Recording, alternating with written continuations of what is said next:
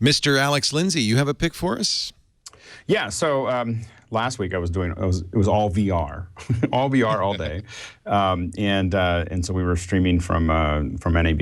With three Ozos. No, I couldn't. I was there very briefly. Yeah. It was actually the first. It was the first multi-camera 4K 3D spherical live stream. Wow. So and we were doing that while NextVR had an empty truck without any wires. That was the first truck, evidently, but ours wasn't a truck; it was a trailer.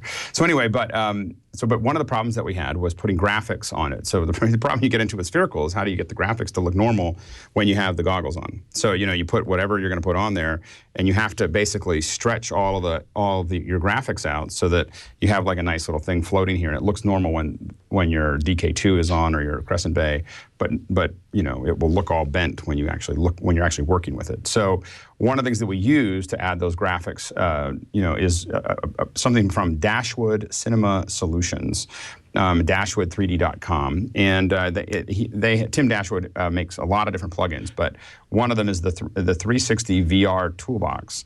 And it does a lot of different things. You can reorient your sphere. Sometimes you shot it, the wrong way. You can, deal with fisheye sources. There's a lot of things that you can do there. But what we use it mostly for is to place flat elements into our sphere, as well as to be able to look at this stuff. So you can be working in Final Cut and actually look at it inside of your DK2.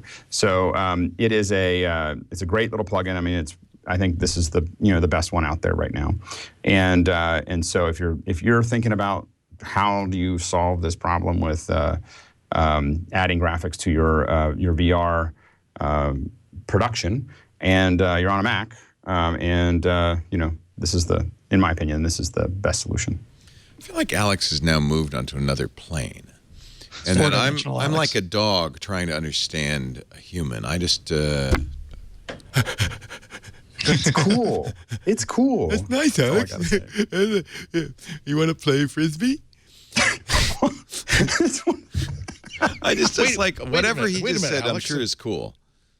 Are you saying it's a camera that takes pictures, but you don't need a roll of film? What the what? And it takes pictures all around you. What's your verdict but without any film? What's your verdict on the Ozo? Are you working for Nokia? Can you talk honestly about it or not? Yeah, so we are working with Nokia. Okay. So I don't want to get in between you and a No, client. absolutely. So we're working with Nokia. We're also, we do a lot of VR work. So with a lot of different people. So, are you going to buy that, you think? Would you buy it? One. You have bought one.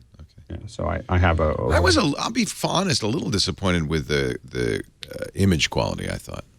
Well, the image quality right now is partially also limited to the technology to get it stitching. To your Yeah. Also just the technology to get it to your headset right now is a limitation, because we're kind of stuck with, for streaming, we're kind of stuck with the 4K, and even that, I mean the streaming 4K video takes encoders that would cost a Tesla. There's an Alex, and then there's a Tesla, and a Tesla that's an increment of about $100,000, and so each one of those encoders costs a Tesla, and wow, and so having those, so getting that technology, but what you really want is 4K by 8K.